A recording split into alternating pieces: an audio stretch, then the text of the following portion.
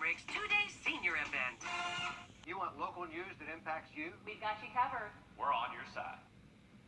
Follow News 1226 on Twitter to keep informed with the latest happening near you.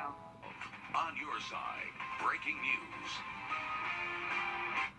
Breaking news this afternoon, we now know which teams USC and UGA will be opening their football seasons against this fall. Fans have been waiting for this news. SEC expected to announce the rest of the fall football schedule later tonight. But for week one, we turn to sports director Mike Yakachonis. Yeah, guys, it feels like we've been waiting a while for this one, and now we finally have the formal announcement for the first week of SEC games. For the Dogs, they'll travel to Arkansas. Pretty quick reunion there for Georgia and Sam Pittman, and a bit of a baptism by fire there for their former offensive line coach. South Carolina has the luxury of hosting their first matchup. They'll take on Tennessee at Williams-Brice. Will Muschamp, by the way, is 7-1 all-time against the Bulls. I'm sure he wants to keep that streak alive. And speaking of Muschamp, he's just finishing up his first press conference of the season. I'll have his reaction coming up at 6, but until then, Richard and Zana, back to y'all. All right, week one is settled. Also today, Richmond County Schools getting set for the start of the new school year. And today, it was all about putting technology in the hands of high school students whose parents had signed up for that. That's right. Close to 700 devices went out to students who needed them today. But as Sydney Heiberger reports, they don't have enough for everyone who signed up. Every family who requested a laptop or internet device in the first or second online registration wave was awarded one. But families who requested these devices after August 3rd weren't so lucky. Out of the 18,000 students registered for Richmond County's online academy, more than 13,000 of them requested laptops from the school district. That's more than 72% of students needing computers for online school. While the district was able to fulfill most of those requests, the families who requested devices during the extended registration window after August 3rd were not accepted. That means close to 2,000 Richmond County parents, like Laina Stokes, are forced to find another way. I have a laptop. The problem is I also have a college student that is here.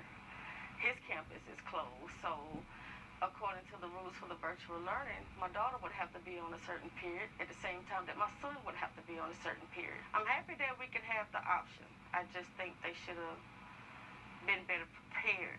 Richmond County sent an email to families who didn't get awarded their devices. We'll tell you what options they gave them tonight on News 12 at 6 o'clock. In Augusta, Sydney Heiberger on your side. The district says several students are not coming to pick up devices they were awarded, so now they'll be planning to give those extra devices that aren't picked up to those families who still need them. You're looking at the Aiken Tech campus, where college students are back in class for the first day of the semester, but not without some changes. We saw students waiting in lines, wearing masks and social distancing. Not the usual amount of people out and about around campus, as most classes are online only or in a hybrid format for the fall semester. Let's head outside for a quick check of the weather. A live look there at Wheeler Road as we check in with Chief Meteorologist Riley Hale. Not too bad out there for us this afternoon, Richard. We are tracking some thunderstorms, mainly west of Augusta. This is going to be thanks to a cold front trying to make its way towards the coast through this evening. The streamlines you see on radar, that's showing the eventual path that these storms are expected to take. So most of these are moving from the northwest towards the southeast. So this little downpour heading towards places like Harlem and southern Columbia County. This larger complex about to work its way towards Warrenton and Warren County, then Glasscock County. You're going to be next in line for that. A little bit further north, you can see the coverage of storms starting to increase a little bit better along this cold front. So this is going to be what's in play for our storm chances through this evening. You can see the storms don't stretch all the way along this front. So there will be plenty of places out there this evening and tonight that just don't see any rain, but we're going to have that chance for these hit or miss storms through this evening up until around midnight tonight. And if the rain does happen for you early, should help cool you off nicely. Take a look at storm chances the rest of the week in about 10 minutes. New today, we're learning more about what happened the night of Screven County. Man was shot and killed by a state trooper. The Georgia State Patrol incident report shows former trooper Jacob Thompson tried to pull over 60-year-old Julian Lewis for a broken taillight. Investigators say there was a short chase and Thompson used a pit maneuver to send Lewis's car into a ditch. In the report, the trooper says he got out and heard the engine revving and saw Lewis aggressively turning the wheel toward him and his patrol car. The trooper says he feared for his life and fired his weapon, killing Lewis. Thompson has been arrested and is facing murder charges. Augusta Fire EMA is responding to reports of the station being closed. According to a statement, Augusta Fire says no station was closed and there wasn't a delay in response. They went on to say it's standard to put units out of service for periods of time. They say last Thursday, Engine Company 6 was temporarily out of service for mandated physicals and an employee experiencing symptoms of COVID. The next day, there was another employee experiencing symptoms, resulting in a fire truck being out of service. A Grovetown official is resigning after the city was fined $10,000 for missing multiple deadlines. City Administrator John Waller has submitted his resignation, which is effective today. According to the city, the fine comes from the Environmental Protection Division because the city did not meet deadlines related to bringing the $25 million waste treatment plant online. The Environmental Protection Division initially fined Grovetown $20,000, but the fine was negotiated down to $10,000. The opening of the plant has been delayed due to the pandemic. 2 shootings within 5 hours in Augusta today. Deputies now have a suspect in custody for the Eastview Drive shooting we told you about around midday today, and the victim is in the emergency room for treatment. This was the scene off Sandbar Ferry Road just after 12:30 this afternoon. Deputies say when they got there just before 11:30, they found a man who'd been shot at least 3 times. They found the suspect over at Broad Street and Millage Road. They took him in for questioning. And deputies are still searching for a suspect in the first shooting of the day. That was at an Augusta motel. Richmond County deputies responded to a McDonald's on Wheeler Road just after 8 o'clock this morning to find a man there who had been shot in the arm. They sent him to a hospital for treatment, but first responders later figured out the victim had been injured at the nearby Days Inn and then ran to that McDonald's to get help. The victim told deputies the suspect left in a gold Jeep. A South Carolina man has been arrested and is accused of breaking into the home of a WWE star with plans of holding her hostage. Ryan Smith has the details. Social media stalking evolves into an attempted armed kidnapping, investigators say. At the center of it all, WWE superstar Sonya Deville. Deville thanking her supporters on Twitter, stating, "A very frightening experience, but thankfully everyone is safe. A special thank you to Hillsborough County Sheriff's Office for their response and assistance." Investigators say Philip Thomas left his car at Idlewild Baptist Church around midnight, then walked into DeVille's Lutz neighborhood. Deputies say he arrived at DeVille's home, cut a hole into the patio screen, and watched the homeowner for hours. Our window is like right where he was, camping out. A neighbor tells me her rescue pup Rex caught on to the disturbance next door. My mom woke me up and, he was barking at the door, at the back door, which leads up in, where the incident happened. So it was quite scary. Investigators say Thomas slipped inside when the homeowner went to sleep, setting off the alarm. Responding deputies found Thomas inside, carrying a knife, zip ties, duct tape, and mace. A Twitter account in Thomas's name is consumed with messages to the WWE star and retweets from her page. Thomas is charged with stalking, armed burglary, attempted armed kidnapping, and criminal mischief. Tracking the virus now across the 2 states for Georgia. That brings the Peach State closer to its next benchmark of 250,000 cases. As students head back to school, the state health department and pediatricians are reminding parents to make sure their children are up to date on their shots.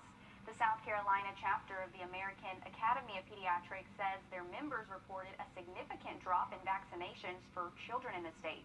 About 2/3 of the members they surveyed reported a decline. As far as what led to the decrease, there could be a variety of reasons for this.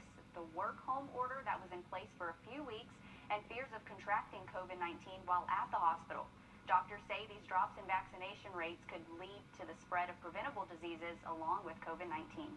With the significant decline in the vaccine rates, that our children are susceptible to these vaccine preventable diseases. And we know at some point this pandemic is going to come to an end. And our concern is that as these children are entering the community, they're going to be at risk for things like measles and whooping cough, which we have seen outbreaks of across the country in 2019. In South Carolina, students are required to be up to date on their vaccines, but medical and religious exemptions can be granted, and the number of students who have received those exemptions has grown over the years. Well, to bubble or not to bubble, that's the topic of discussion for many major leagues when it comes to sports this fall. We get an update from colleges and how they are handling COVID-19 on campus. And we are expected to be tracking a few hit or miss storms through this evening and to tonight. Take a look at the rest of the week's forecast coming up.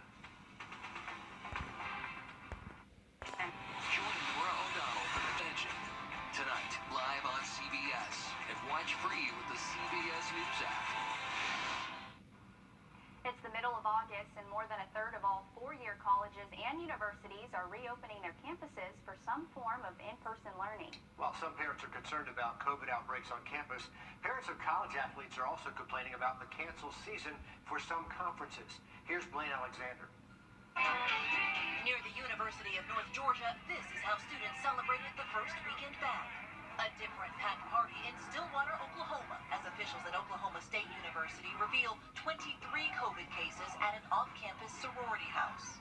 All of it a troubling reminder. While schools can put rules in place, they cannot force students to comply. A harsh reality hitting all levels of education.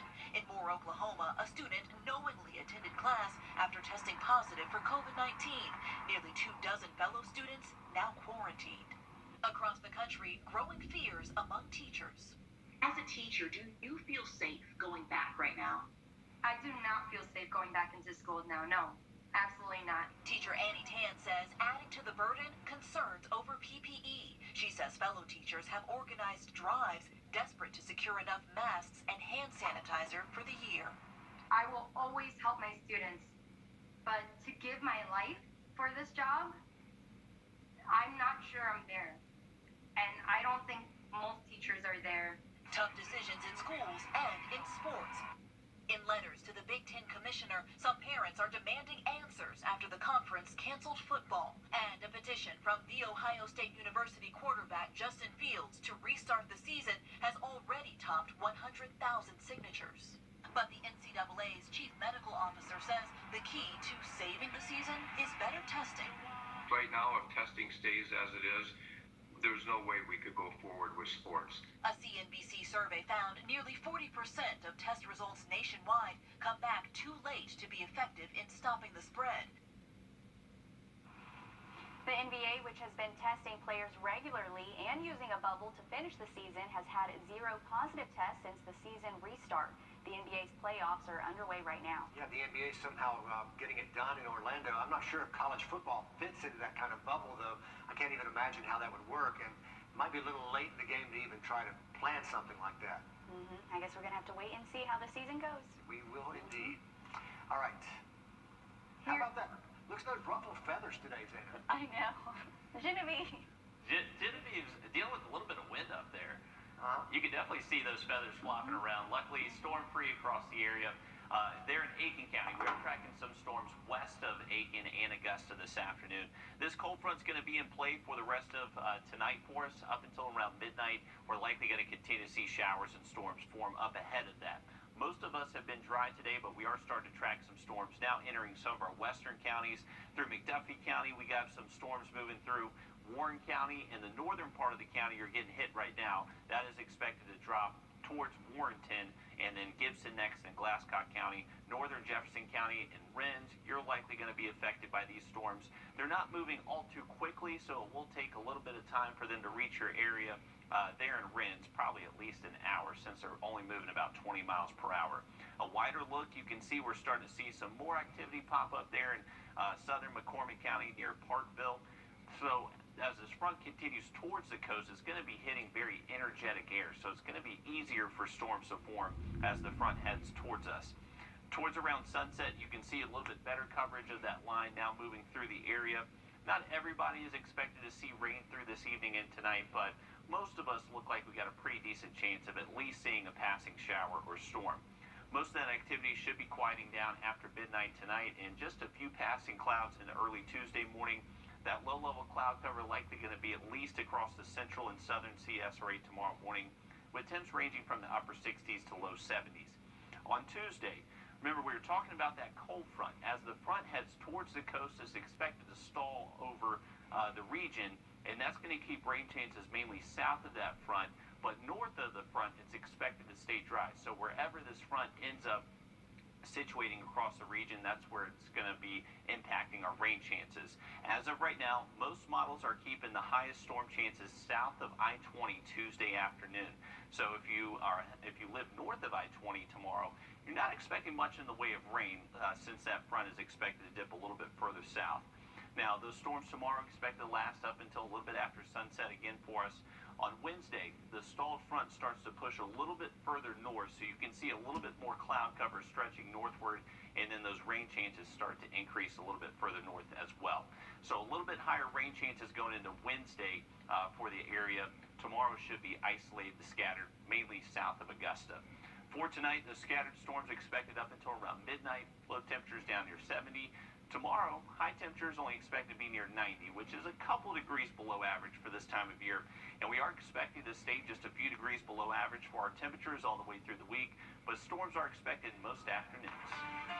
Thanks, Riley. Well, a South Carolina man increases the reward for the return of his racing pigeons. Hear why he says he might not press charges after the break.